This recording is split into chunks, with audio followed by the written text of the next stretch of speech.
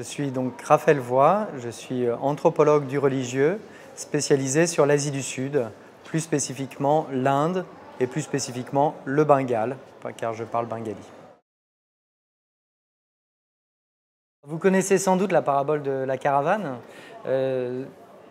Aucune caravane n'a jamais atteint aucun mirage, mais seuls les mirages ont mis des caravanes en route. Et donc, pour moi, Voyage en Utopie, c'est un parcours au travers des différents mirages qui ont mis les hommes en route. Je pense à un objet, je penserai à la bulle de savon, comme un enfant qui joue avec une bulle de savon. Il l'a fait, elle est absolument parfaite, et à peine il s'en approche, elle éclate. Elle n'est déjà plus là. Et pourtant, on a déjà envie de recommencer, de refaire une bulle de savon. Je travaille donc sur les ascètes hindous.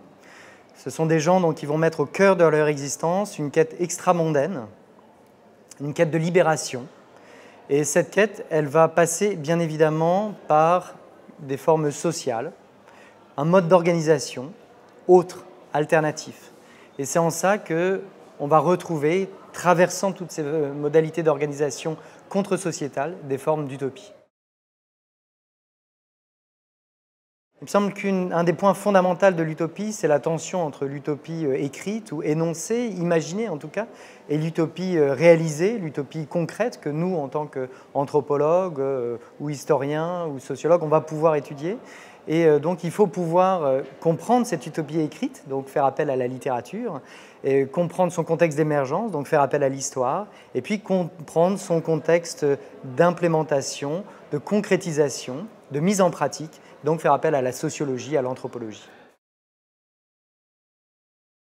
Quel devrait être le rôle public des sciences sociales? C'est une question difficile. D'abord, sans doute, d'éclairer, en diffusant davantage les sciences sociales, chacun d'entre nous sur les ressorts qui les meuvent, qui nous meuvent, et puis en même temps nous éclairer sur peut-être ce qui pourrait être un projet commun émancipateur.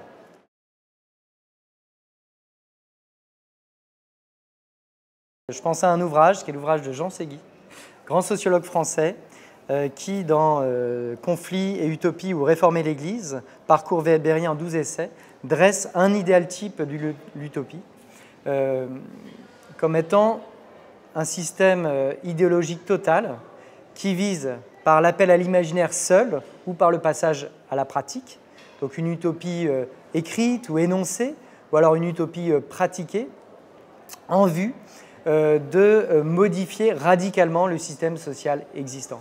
Et je trouve qu'il y a quelque chose de très intéressant dans cette définition. C'est d'une part qu'elle est neutre, c'est-à-dire qu'elle ne qualifie pas l'utopie comme étant intrinsèquement positive ou négative, neutre en valeur, que d'autre part, elle fait référence à un rapport au réel qui est particulier, dans lequel on va faire appel au passé pour transformer le présent en vue d'un futur souhaitable, et qui va également voir dans l'utopie une critique sociétale radicale, donc une opposition à la société telle qu'en est, et puis également une tension entre cette utopie qui est énoncée, qui est mise par écrit, et puis en même temps l'utopie qui est mise en pratique par un groupe porteur spécifique.